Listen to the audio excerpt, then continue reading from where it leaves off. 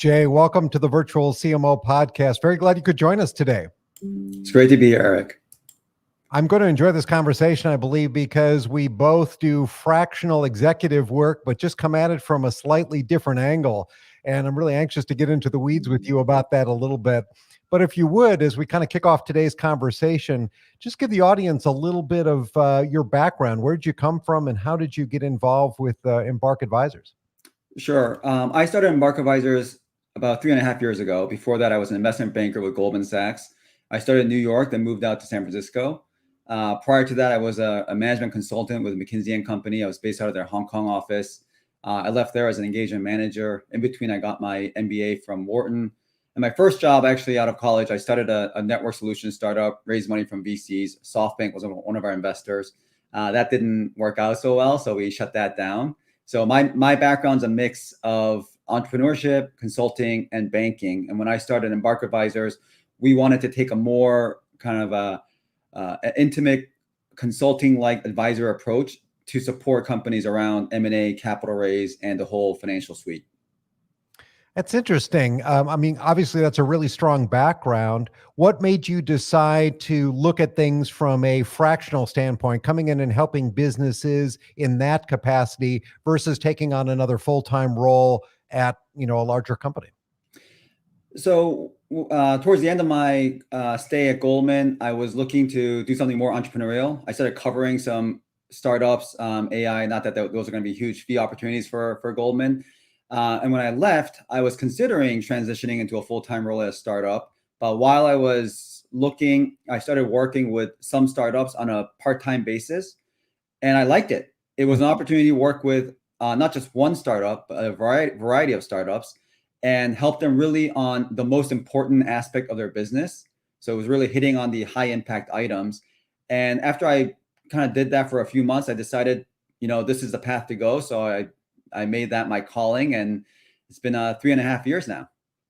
Well, it's interesting to me because I know that the whole idea of a fractional executive really kind of originated in the role of a CFO, and it's gradually moved out to some other roles like what I do on the marketing side. And I'm curious, when you start to work with some of these companies, who brings you in? Is it the founder that brings you in, or is it the investors? It's both, actually. So initially, we started relationships with founders. So I think a lot of product or sales oriented or technology oriented founders, when they need a strong financial hand, will bring us in. But then say in the last 18 months, we built a lot of relationships with private equity and VCs, and they'll bring us in. There was one VC recently where they invested $8 million in an early stage company. And they said, well, I want to make sure the company has good financial stewardship now that I put in a lot of money. So, and we have good relationships with some big VC funds that will continue to deploy us into their portfolio companies, sometimes as a fractional CFO, sometimes as a outsourced corporate development team. Interesting. I could see it from the standpoint of an investor where they want somebody in there to manage that investment to make sure that they do have, a sound financial plan. But I'm wondering, when a founder calls you up, is it because they're in trouble? Something has gone wrong. Their books don't look right. Is it usually that, or do they really want to sort of make sure their finances are in order as they proceed with the business? We certainly have our fair share of the former, but a lot of times it is the latter. I think, and what we found is a lot of our clients are actually experienced entrepreneurs. It's not their first startup or business, and they've done it either for a long time or it's their second or third. And I think that what they realize is they're really good at certain aspects, but finance is not their forte. And I think also they realize when they are negotiating and working against private equity or VCs or other companies for M&A, they're shorthanded. And I think it's the experienced entrepreneur that really appreciates having a strong financial toolkit in their arsenal. And so a lot of times founders bring us in when they're looking to raise capital or scale the business. And why do you think they go for the role of a fractional CFO versus bringing someone in full time? Is it primarily the value proposition that you bring, that it's not going to cost them as much as it would to bring in somebody full time? Or what do you really show as your value proposition versus hiring someone full time? Yeah, that's a great question. And I think it really picked up with the pandemic, to be honest. And I think there's two things. One is a lot of early stage companies don't need a full-time CFO working 40 hours plus a week. The Right. second thing is, if you go for a full-time, you're getting one person that's going to do 40 hours per week plus. But really, from a financial perspective, you need the whole stack. You need a bookkeeper, you need someone to do financial planning, and then you need someone that's more senior that can help you with the strategic side. And hiring one person will seldom get you all of that. And I Mhm. think where we excel as a firm is we're able to kind of provide full coverage on a fractional basis in a very efficient manner. Yeah, that makes a lot of sense. Do you see a lot of problems that are common to the different businesses that you work with, especially if you're dealing with a lot of startups, over investments in some area, under investments in others? Where do you see things kind of going wrong with a lot of the companies that you work with? Yeah, I wouldn't say going wrong, but I think Yeah. areas of improvement where we see is time and again we go into a company and we see that their your books are not clean, and Mm, we don't do the bookkeeping per se. So we would recommend a good bookkeeper because as a finance executive, I can't really do my job if I don't have good input. right. And then second, a lot of times people work with, say, a CPA to manage their finances, and the reality is CPAs are you know they're well trained to look backwards, but they don't really plan forward. Mm. That's less of an accounting and more of a financial skill set. And so you see a lot of businesses that are running their business without a forward plan. So those are kind of like the basics that I often see missing, where companies don't have good books and aren't really running the business according to metrics or targets, but they're just kind of running it and then they look back to see how they did. I'm really glad you said that because from a marketing perspective, I see the same thing often. They're worried about the here and now and not necessarily the future without necessarily understanding that you have to make some investments today to get the results you want in the future. And I'm sure when you're working with a lot of these companies, that there's a lot of focus on product and building out whatever they are bringing to market, as well as starting to rev up that growth engine to start to make the sales. Right? How do you balance those competing priorities of more investment in the product, more investment in marketing, more investment in sales? Everybody wants money. Yeah, and I'm really glad you said that. As we, especially this past season, as we work with companies to build out their budget, everyone has this aspirational growth. Oh, we want to grow 15%, we want to grow 20%, 30%. Um, and then as we build out the financial plan, we look at it and say, well, how much of it is coming from new customers? Okay, then do you have enough salespeople to bring in those customers, or are you spending enough marketing dollars to bring in that new business? And I think it quickly becomes apparent that somewhere in that marketing funnel, they weren't planning on building it all the way to what the desired financial results are. And that's what I mean Yes. by manage the business forward looking. And I think marketing and finance really have to tie in together to do that. Well, it's interesting because it sounds like you work with a lot of businesses that do have those outside investors. One of the things that I've seen with businesses that don't necessarily have that outside investment is they're not necessarily running their business with a profit first kind of mentality, really looking to see what income they're trying to generate. They just kind of run the business and see where it ends up at the end of the year. Do you see that as well? All the time, Yeah. all the time. And a lot of entrepreneurs are successful doing that. And so when I later on asked them, like, well, what did you do? There's no clear answer. It's just like, oh, we got referrals, or it was a good year. And there was a lack of deliberate action. And when you don't have a plan, you don't really have anything to measure yourself against to see if you did better or worse. That's very interesting. And you're working with all these companies, but you've also founded Embarc, right? And so, how are you sort of applying the lessons that you've learned working with these companies back at your own firm? Yeah, it's same thing. We have internal targets around where we want to be this year, where we want to be 3 years from now. Because we're very early stage and small, I haven't really set a 5 year target. And then when I have a 1 year, 3 year target, we work backwards. And one of the key parts for us as a consulting firm is our hiring strategy.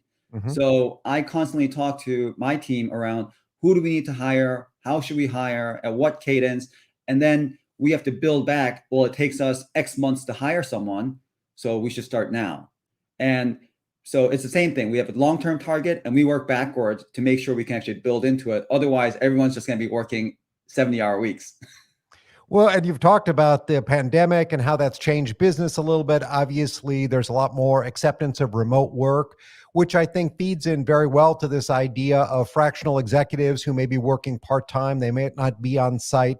Do you see this is really a game changer in terms of the mentality that companies have, the willingness to be able to have outside executives potentially working remotely, helping their companies?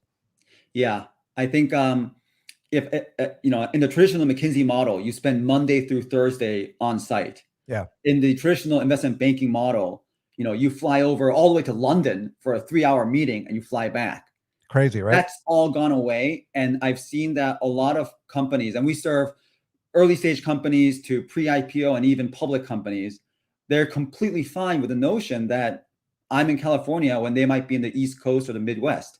And we've been able to get a lot done in some ways more efficiently doing everything remote, and maybe just an occasional on-site strategy session like once a year or twice a year. Yes. Well, I'm interesting then, as you talk to businesses and present this idea of a fractional CFO, what are some of the common objections that you hear to that model?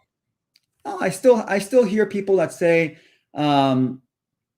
they need someone on site and they need us to come, 2-3 days at least per week. And I don't think that's a good fit for us. And sometimes they're looking for one person to do everything. And I don't think that's really the right fit for us, because we have different roles that can plug into each part of the finance stack. And you shouldn't have me doing everything. So there are some people that still kind of follow a different model. And we can't fit everyone. Yeah, that's exactly right. Some businesses just aren't a fit for any kind of outside influence. And, one of the things that I talk about with businesses too is, there's this idea of outsourcing. And I don't really view a fractional executive as really an outsourced model. It's a good moniker for, Google searching and whatnot, but it's really not outsourced. They're a remote member of your executive team. Yeah. And I think this new work from home, work remotely, hybrid team environment has made that distinction even more ambiguous. And I think people recognize that someone that's not sitting in your office every day, all day, can still be an integral part of the leadership team. Mm. So where do you think are some other opportunities based on your working with these businesses that are ripe for other roles? We've certainly been talking about marketing and finance, but do you think there are other real opportunities for fractional roles in some of these businesses that you work with? I do. I think, you mentioned marketing. Even on the sales side, you obviously have salespeople that are going out and winning deals. But as a business scales, what you need is a sales leader, a sales manager to set up that infrastructure. And again, it ties in with what we do, because we need someone to help set the quotas, set the targets, have a go-to-market plan. And for emerging businesses, a lot of times you have great salespeople, but you don't have that sales leader architecting that whole go-to-market plan. Mm. And I think same thing for a lot of these small, middle-sized businesses. You don't need a full-time sales leader. They can be very expensive and they're in short supply, but having someone that's fractional and that can support you to help set up the organization, and then maybe have a weekly call with the sales team, I think that can be extremely effective. And we're actually in the process of, not through Embarc, but through third parties, helping our clients onboard similar resources. It's interesting, when I get involved with companies, one of the very first things that we really try to do is understand if they understand who their target market is, what is their ideal customer, what is their true value proposition, their differentiators in the marketplace. And it's amazing how many businesses really don't have an understanding of that.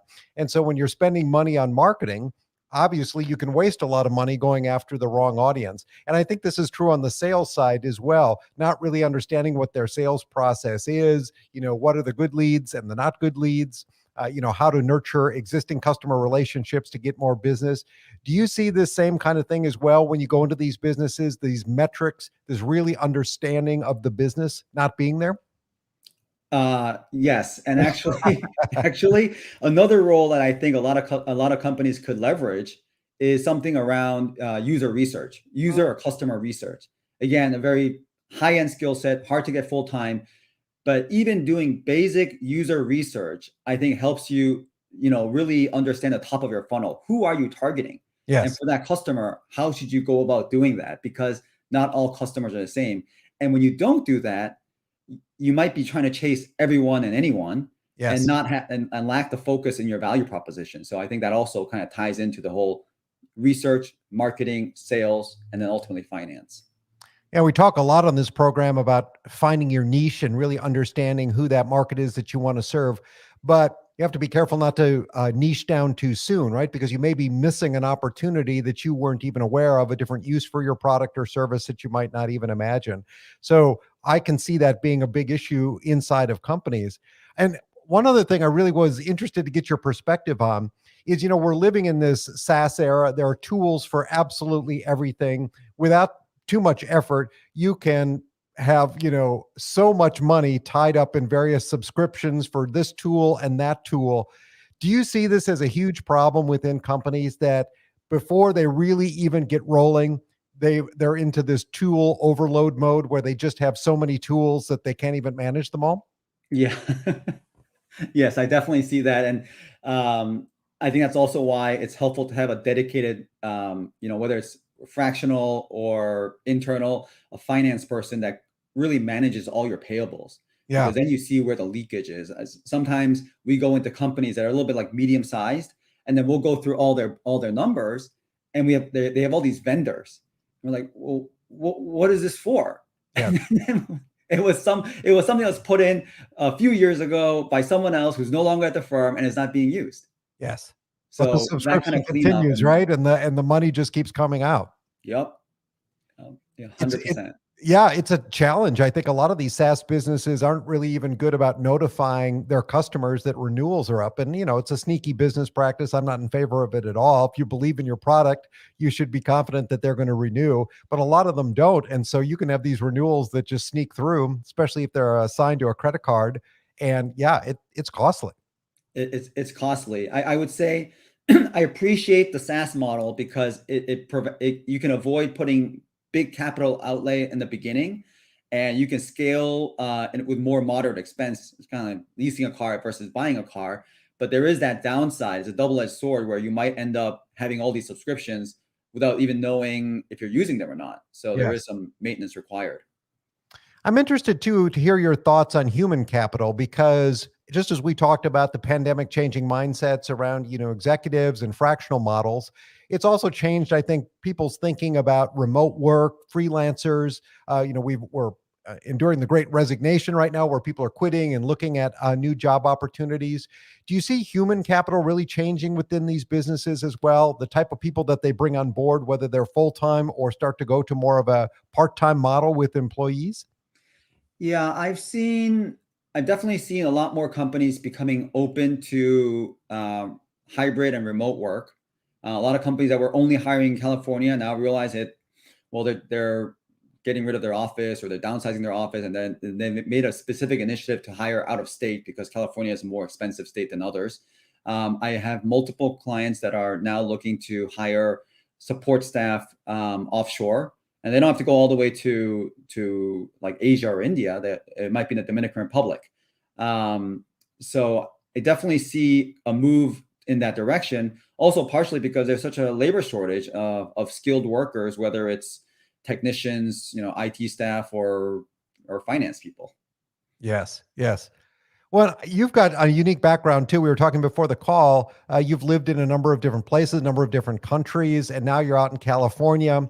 Um, California's got a unique reputation, right, as being a real incubator of new businesses, a great area for startups. Do you see that as well? Do you see it changing compared to other places that you've lived? I mean, how is California for new businesses? Well, I mean, California is not the most business friendly state, but I Yes. think going back to your earlier point about human capital, I think it attracts a lot of human capital. It's a virtuous cycle between the universities, some of the big workplaces, and then people coming out of those big workplaces, and you have capital with all the VCs there. So I think California will continue to be kind of a stronghold for new businesses, especially in the tech sector. But I also see a ton of new activity coming up all over the place in the Midwest and across the Eastern Seaboard. And I think it's also partially due to this remote work environment. Capital's getting dispersed. You have a lot of activity in other pockets outside of California. Yes. I was just listening to Kara Swisher's podcast, Sway, the other day, and she was interviewing somebody down in the Miami area who specifically had said that they were moving some of their business activity to Miami because Florida is considered a much more business-friendly state than California. But one of the things that was mentioned during the interview was that although we've got some great universities here in Florida, it's not quite the same as, the Stanfords of this world. There is a unique advantage there. I agree. I think Boston, New York, San Francisco Bay Area have those advantages. But I think other areas are creeping up. Yeah. So as you kind of look forward with your own business, turn the dial forward, a year, 5 years, where do you see business going for yourself in terms of the expansion of this model and more businesses kind of embracing this whole idea of fractional CFOs? Yeah, we've always been kind of national in coverage. And when I first started, even though I was living in San Francisco, we didn't have a ton of clients in the Bay Area. And I think it's partially because the Bay Area, again, has an abundance of human capital, a lot of finance people coming out from, the Googles and the Metas of the world. Sure. Also a lot of investment bankers transitioning.